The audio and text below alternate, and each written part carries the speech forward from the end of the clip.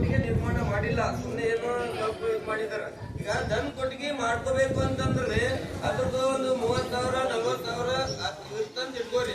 ಅದು ಅಟ್ರೊಳಗೆ ನೀವು ಚೆನ್ನಾಗಿ ಆಗಲ್ಲ, ಸರ್ಕಾರ ಇಷ್ಟೇ ಕೊಡ್ತಾ ಅಟ್ರೊಳಗೆ ಮಾಡ್ತೀವಿ ಅಂತಕ್ಕಂಥದ್ದು ರೈತರು ನಿಮ್ ತಲೆಯನ್ನು ಫಸ್ಟ್ ತೆಗಿಬೇಕು. ಸರ್ಕಾರ ಏನ್ ಮಾಡಿರ್ತದ, ಸಹಾಯಧನ ಮಾಡಿರ್ತದ.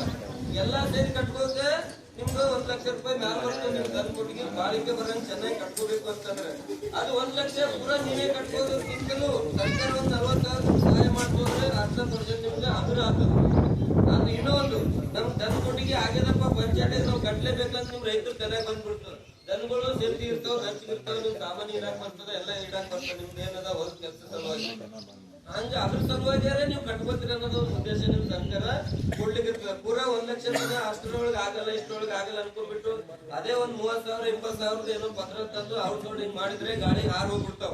ನೀವು ಮಾಡಿರೋದು ಎಷ್ಟು ಒಂದ್ 15-20 ದಿನದಾಗ ಅಥವಾ ಗಾಡಿ ಬಿಡ್ತಂದ್ರೆ ಹಾಳಾಗಿ ಹೋಗ್ಬಿಡ್ತದೆ. ನಿಮ್ಮ ಹೆಸರ ಮೇಲೆ ಏನಾಗಿರ್ತದೆ, ದನ ಕೊಟ್ಟಿಗೆ ಆಗ್ಯದ ಅಂತೇಳಿ ಮೆನ್ಷನ್ ಆಗಿರ್ತದೆ. ಬಟ್ ಅದು ಯಾರ್ದು ಹಾಳಾಯ್ತಂದ್ರೆ ನಿಮ್ದೇ ಹಾಳಾಗ್ತದ, ರೈತರಿಗೆ ಲಾಸ್ ಅದ ಅದ್ರಿಂದ. ನೀವು ಒಂದ್ 10-20,000 ಉಳಿಸ್ಕೊಂಡಿದ್ದೀರಿ ಅಂತ ತಿಳ್ಕೊರಿ. ಒಂದ್ 10-20,000 ಖರ್ಚು ಮಾಡಿ ಒಂದ್ 10-20,000 ಉಳಿಸ್ಕೊತೀರಿ. ಅದು ಎಷ್ಟ್ ದಿನ ಖರ್ಚು ಮಾಡಂಗಿರಿ ನೀವ್ರಿ? ಅದೇ ಒಂದ್ ದನ ಕೊಟ್ಟಿಗೆ ಇನ್ನ 10-20,000 ಕೈಲೇ ಹಾಕ್ರಿ. 40,000 ಸರ್ಕಾರ ಕೊಡ್ಲತ್ತ, ಇನ್ನ 20,000 ನೀವು ಕೈಲೇ ಹಾಕಿ ಒಂದ್ 60-70,000 ಸರಿಯಾಯ್ತು ಒಂದ್ ರೀತಿಯಲ್ಲಿ ಒಂದ್ ನಿರ್ಮಾಣ ಮಾಡ್ಕೊಂಡ್ರಿ ಅಂತಂದ್ರೆ ಅದ್ ಎಷ್ಟ್ ದಿನ ಬಾಳಿಗೆ ಬರ್ತದ್ರಿ?